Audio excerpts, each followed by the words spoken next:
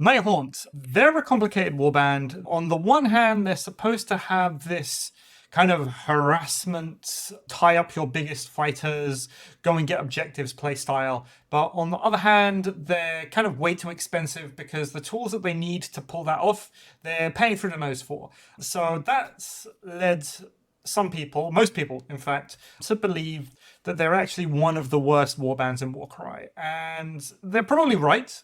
I think across the board, they probably need a points break of about 10, maybe 15 points on most of their fighters.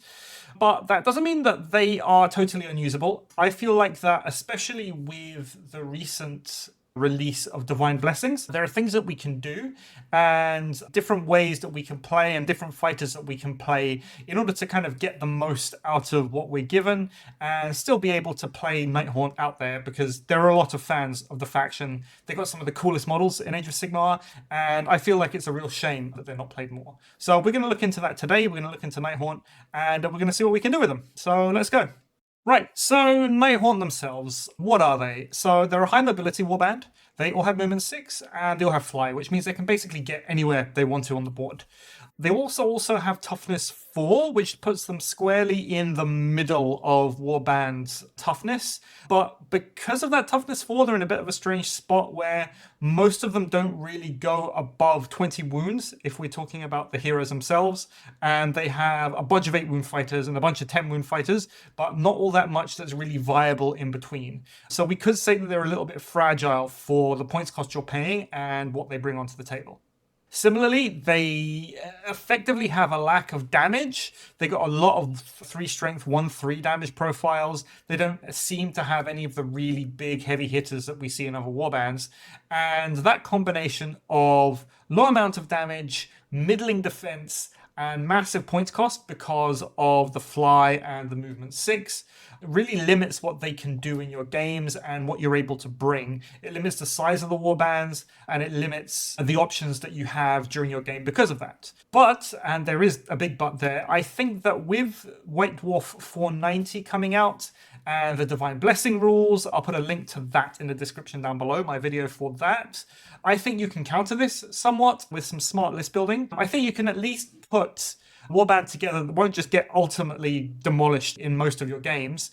It will at least be casually viable and I'm not saying it's going to go 4-0 at an event, but something that will at least go 2-0 or even 3-1, depending on what you're doing, I think is perfectly possible nowadays with the Divine Blessings and with Nighthaunt themselves. A little bit about their play style. The way they're supposed to play is that you're meant to use your speed and overall toughness 4 to get your Nighthaunt into combat with key opposing fighters, tie them up for a bunch of turns, and then the rest of your warband, whilst those fighters are being tied up and not really doing all that much and not participating in the game, you can get your treasure, you can go get your objectives, and you're supposed to win the game that way. So not really doing huge amounts of damage, but let's call it a finesse warband in that case, where it's a lot about movement and a lot about positioning and less about actually killing things. So I want to start with the Nighthaunt reaction here. It's called Flickering Form, and it's shared by a couple of other warbands in Warcry.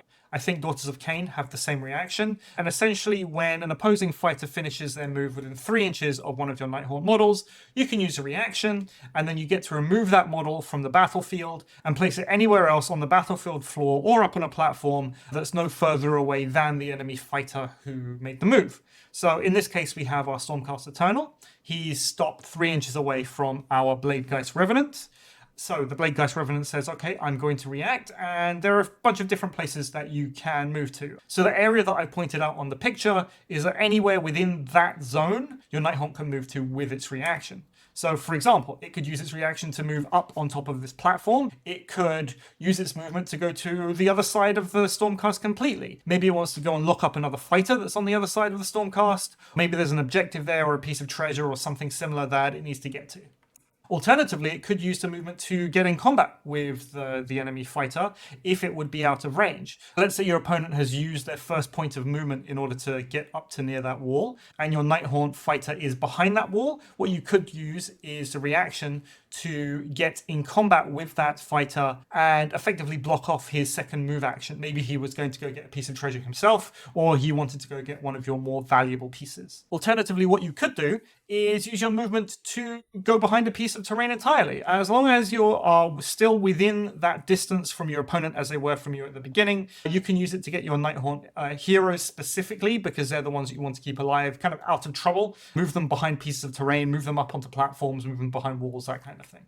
So overall, some people have said it's one of the less useful reactions.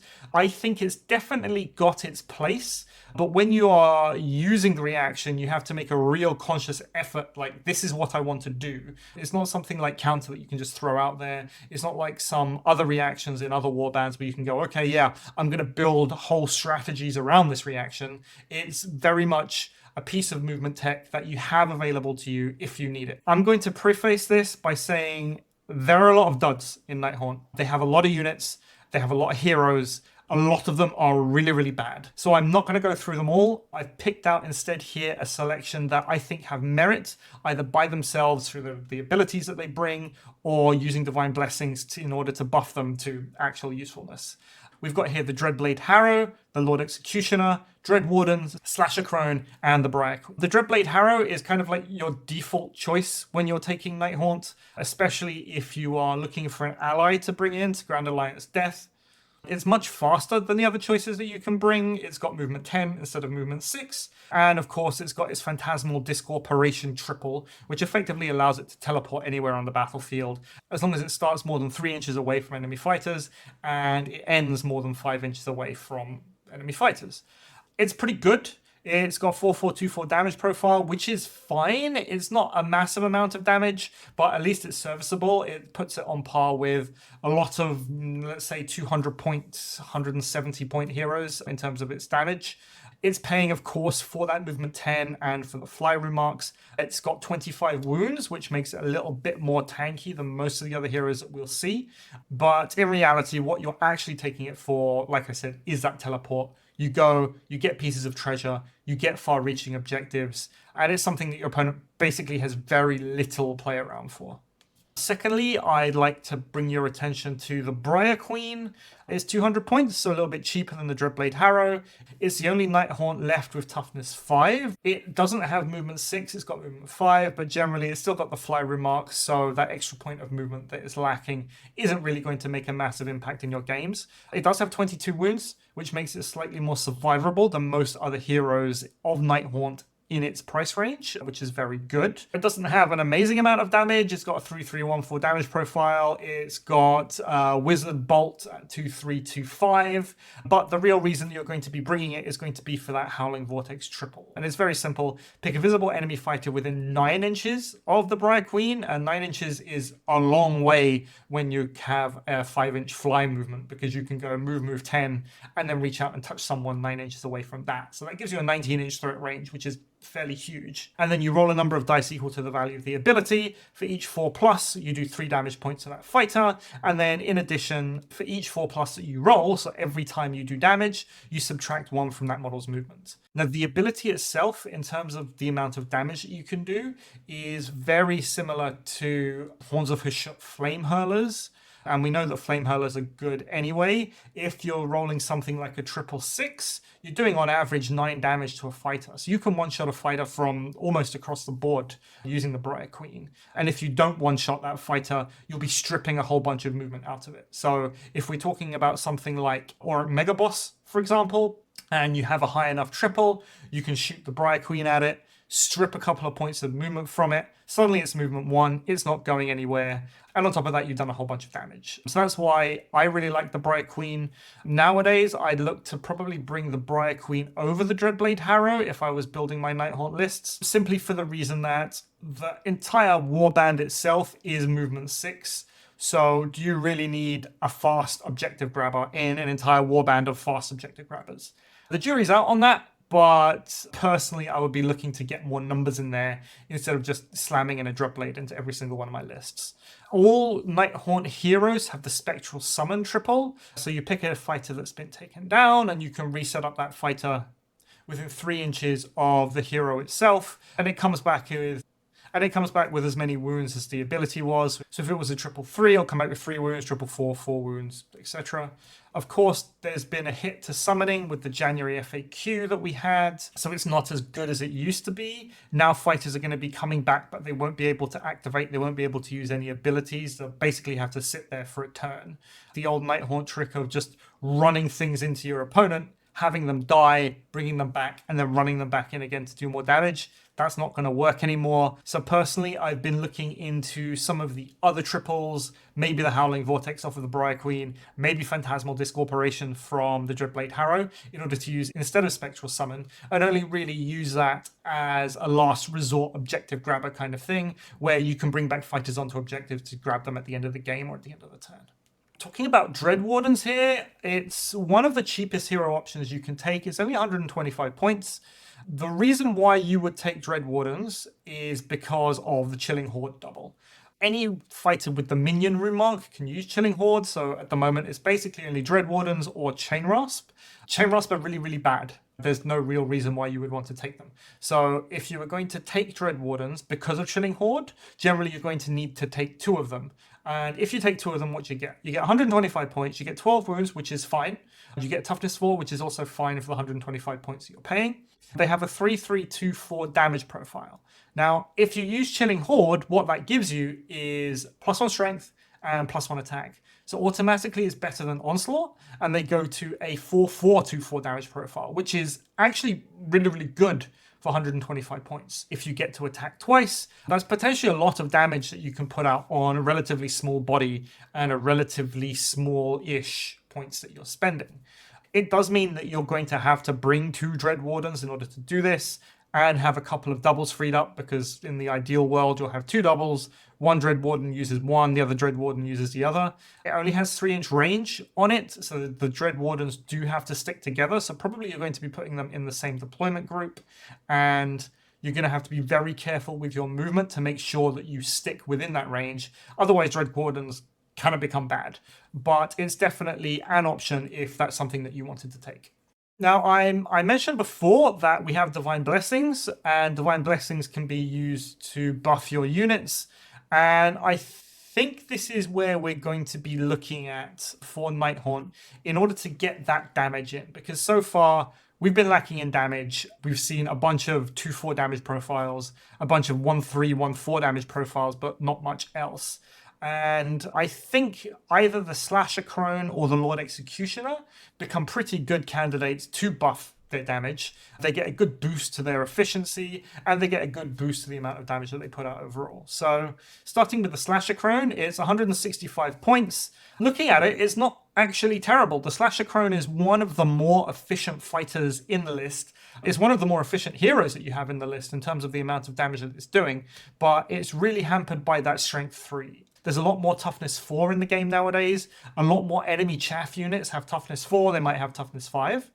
So what that basically means is that if you have a high attack fighter going into an opposing chaff unit, they can just counter you. And most of the time you're going to miss, and it's going to do damage back to itself. Now, the Slasher Crow does have 15 wounds, which is fine. It's got Toughness 4 also, which is fine. But counter doesn't really care for that Toughness 4. So what can we do to even this out a little bit?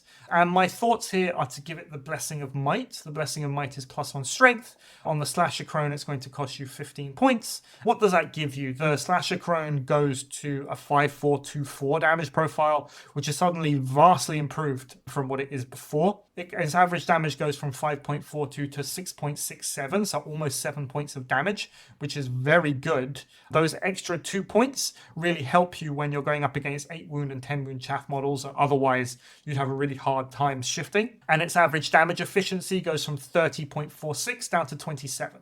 Now, as a reminder, if you haven't seen any of my other videos on this topic, any fighter with a damage of efficiency of 25 or less falls in the top third of fighters in the game in terms of how efficient they are for the amount of damage that they're putting out, in terms of how many points you're paying. So it's a massive improvement. It puts it almost in the top third. We're at 27 instead of 25. So yeah, I think that the Slasher Crone itself, if you wanted that kind of a character who could go in and start blending its way through chaff units, I think is a very good option. The second option that I've got here is the Lord Executioner. It's 175 points by itself. It's got 2 attacks at strength 5 with a 3-6 damage profile. 20 wounds, which is much better than the Slasher Crone at only 10 points more. But the real thing that's holding it back is those 2 attacks. The Strength 5 is good, the 3/6 damage is good, but yeah, if it could get more attacks, it would suddenly be a lot better. So what can you do for that? You can give it the Blessing of Ferocity. Ferocity will cost you 25 points on your Lord Executioner, boosting it up to 200 points. But then look at its profile, 3/5, 3/6. That's the same damage profile as a Vargulf, and it's much cheaper than a Vargulf. But yeah, when you're sitting on 3 attacks, then you get to go in and you get to use your doubles on Onslaught to go to 4 attacks. And 4/5, 3/6 is more than enough to put a serious dent in most things in the game.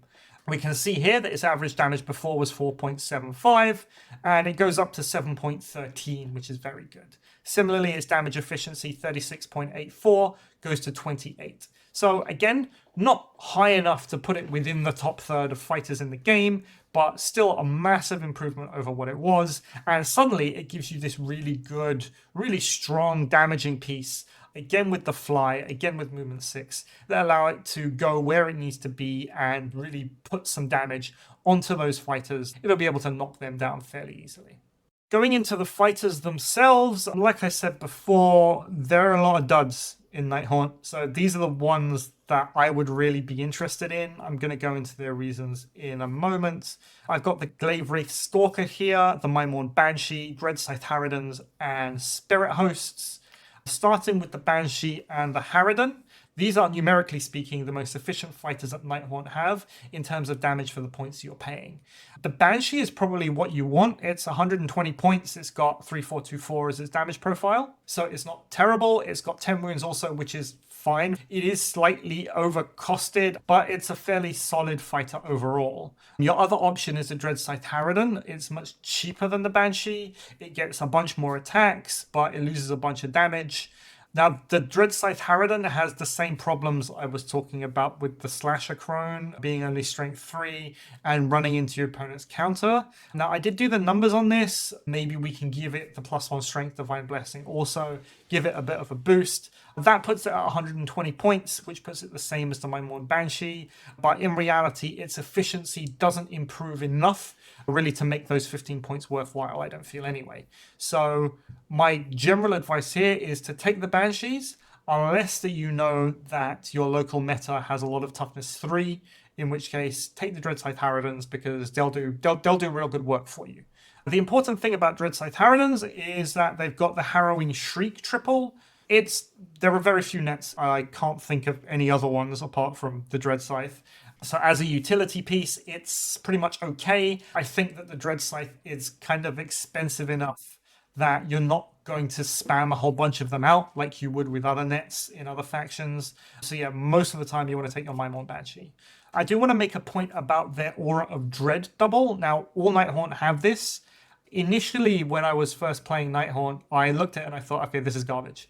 But then I started using it, and turning Strength 4 fighters into Strength 3 fighters really does up the survivability of your Nighthaunt. One point to note about Aura of Dread is that it works on attack actions. So your opponent can make ranged attack actions, or they can make melee attack actions at you. If they're under the effects of Aura of Dread, it means that everything will be at -1 strength. I found this pretty funny against Stormcast with their ranged crossbows. Those crossbows are strength 4. During one of my very early games, I turned them into strength 3, and suddenly it meant that they weren't doing all that much damage at all to my Nighthaunt, which I found pretty fun. Talking about Divine Blessings, there are some fighters that I feel do benefit from them, either by being cheap enough to begin with that they can use Divine Blessing to up their survivability, or having some kind of gimmick that will work with one or more stats that they can boost. Starting with the Spirit Host. The Spirit Host generally is a very good fighter for Nighthaunt. It's got good stats. It's got good survivability at 28 wounds, so it's less likely that it will be hit by counter and just lose all of its wounds and die. Those 6 attacks are strength 3 with 1/3. They do pile on. If you use Onslaught, get to 7 attacks, you could go crit fishing all day, and maybe you can get 1 crit, maybe you can get 2 crits in order to do that damage. What they do have is a triple called Frightful Touch, and what Frightful Touch allows them to do is turn all hits into crits. Now, that's pretty interesting, because if you use the Blessing of Savagery to give them bonus crit damage, when they use that Frightful Touch, effectively all of their hits are going to be doing 4 damage, which is a lot of damage. Even if they're wounding on 5s with their basic 6 attacks, those 2 hits are going to do 8 damage to a thing, and that'll kill a chaff unit dead. If you get lucky in your rolls, you might be able to do 12 or maybe even 16 damage in 1 round of attacks, which, combined with the natural 28 wounds of the Spirit Host, means that whatever you're running into is going to take a bunch of damage, and you'll be able to survive for next turn. Secondly, I'd like to talk about Glaive Wraith Stalkers. They are 90 points to begin with. A lot of people overlook Glaive Wraith Stalkers, because when you look at their profile, they aren't really all that fantastic. They got 3-3-1-3 damage profile, which isn't great. They got the Nighthaunt movement 6 and toughness 4, which is fine. They do have 10 wounds though. The point of comparison that I like to make Glaive Wraith Stalkers with are Chain Rasp. Now, Chain Rasp at 85 points, and for that extra 5 points, what do you get? You get 2 wounds, an extra point of crit damage, and an extra point of range on your attacks, which for 5 points, I think is well worth it over your basic Chain Rasp. And now what I want to do with Glaive Wraith Stalkers is actually kind of live that Nighthaunt dream where you can run into things, hold them up, and the rest of your warband can go and do things that you need to do. And the way I've decided to do that is use the Blessing of Resilience on them. Now that costs 15 points on a Stalker, so they go from 90 up to 105 points, and effectively it gives them toughness 5. The difference between a toughness 4 10 wound fighter and a toughness 5 10 wound fighter is really big, if you ask me. We can get around the relative lack of damage, basically because we now have access to counter. Most things in the game are going to be strength 3, they're going to be strength 4. So they're going to be wounding you on 5s, and effectively the Stalker can run in there and it can counter all day long. Your opponent's going to be missing most of their attacks when you go up against them. They've got the 10 wounds, which makes them pretty resilient in themselves, and they can be resurrected by your heroes. So yeah, I think that's the way to go with the core of your Nighthaunt list. 105 point Glaive Wraith Stalkers. They are cheaper than your Mindmourne Banshees. They are going to be the same points cost as your Dreadscythe Harridans. But yeah, I think with the toughness 5, they are pretty good. Since I recorded the original video, Games Workshop went and released the rules for Headsman's Curse in White Dwarf. This is one of the Warcry Bladeborn warbands. It mixes up a few things for the warband itself and how to build. So let's talk about that also. So to start off, there are 4 members of the Headsman's Curse. There's the Wielder of the Blade, there's the Scripter of the Sentence, Bearer of the Block, and Sharpener of the Blade. The Wielder of the Blade is the hero. You can see his profile's not terrible, 2536, so very similar to the profiles that we've seen before.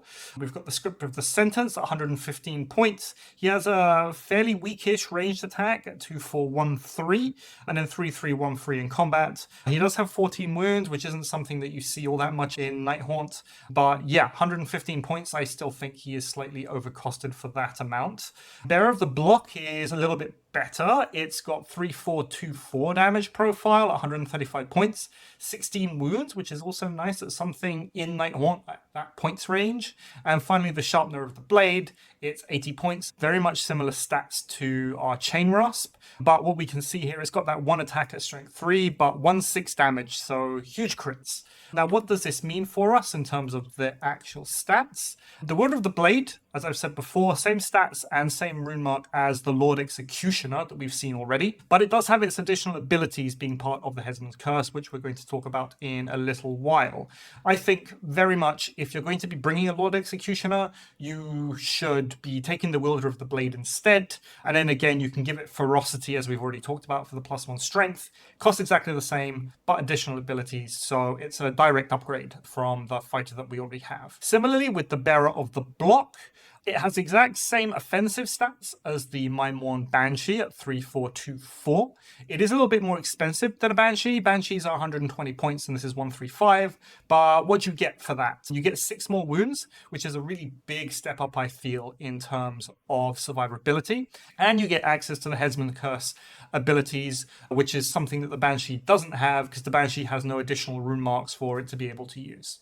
The Sharpener of the Blade, it is 5 points cheaper than a normal Chain Rasp. So I feel like if you have the points left over and you were thinking about using Chain Rasp, then just bringing 1 Sharpener of the Blade instead of 1 of those, it'll save you a little bit of points and it won't really do anything adverse to your list building. Now, I've said that they've got abilities, so let's check those out. Everyone has the Swift Judgment double, so the fighter makes a bonus move action up to a number of inches equal to the value of the ability, and they must finish closer to the closest visible enemy fighter than they were at the start of the action. Now, the interesting thing about this ability is that it's got no range on it. Some of these move abilities will say, pick an enemy fighter within 6 inches, for example, make your bonus move, and finish closer to that fighter. Swift Judgment doesn't have that, which I feel is very good. It makes for a very good turn 1 double for you to be able to use, just to get those extra few inches of movement in there. If you roll any double more than a 2, you'll be doing better than Rush anyway, so it'll give you just that little bit more movement to get closer to objectives, closer to treasure, and in the case of the Wielder of the Blade, closer to the enemy so that you can actually use those attacks and use that damage.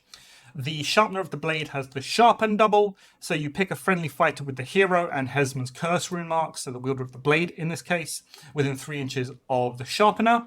You add +2 to the damage points allocated to enemy fighters for each crit from the next melee attack action used by that fighter. It essentially makes the Wielder of the Blade for that next melee attack action a 3/7, which could be good, but realistically, you're not going to be putting your doubles into the Sharpener because the Wielder of the Blade only has 2 attacks, or even 3 when you do the upgrade. I feel like you're not really going to be using Sharpen all that much. They all have access to the Hold Still triple, so you pick an enemy fighter within 1 inch. That fighter cannot make disengage actions until the end of the battle round, and in addition, you subtract the value of this ability from that fighter's move characteristic to a minimum of 0. You don't really see all that many move debuffs, especially out of Death, and you especially don't see one with a minimum move of 0. It's usually to a minimum of 1 if it's going to be taking stats away. So I think it's fairly interesting. It's kind of like a net, but it's not really like a net. It's still on a triple. The comparable ability would be the Slasher Crone and the Dread Scythe Harridan, which again is a triple. It is a net, but it only works on a 3+. It does have more range. It's got range equal to whatever the value of the ability is. But I feel like if you didn't want to bring those fighters specifically and you wanted to bring Wielder of the Blade and especially the Bearer of the Block, yeah, Hold Them Still, I think is a fine ability for them to have. And finally, the Wielder of the Blade, he has the Court sentences you to death. The fighter makes his bonus move action. You get +X to his attacks and X to his crits, where X is the friendly number of fighters with the Headsman's Curse rune mark within 3 inches of the target. So it's not 3 inches of him, it has to be within 3 inches of the thing that you're attacking. I don't think this is as good as Rampage.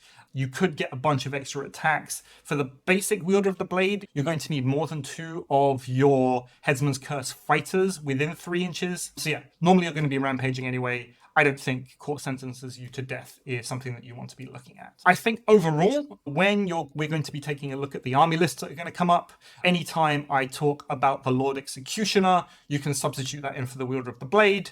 Anytime I talk about Maimon Banshees, you can put the Bearer of the Block in there if the points are permitting. And anytime I talk about Chain Rasp, you can swap one out for the Sharpener, and I think you're generally going to be in good stead. Okay, so I've got a couple of lists here. The first one is basically the list I took to my first ever Warcry tournament. It went 2-1. We were doing core book missions. I still stand by this list. It was a Slasher Crone, Dreadblade Harrow, Varghulf Courtier, and 3 Dread Scythe Harridans. So really just using all of the most damage efficient units that were available to Nighthaunt at the time. This is before Divine Blessings, remember? We were using our Varghulf Courtier to plug that damage problem that Nighthaunt have. So we've got that 3/5/3/5 damage profile, which is pretty good. The Varghulf has its triple that gives it a massive boost in attacks, which really helps boost its damage, which is great. A lot of wounds and decent movement. There's nothing wrong with it. It's a solid list. It's still a solid list.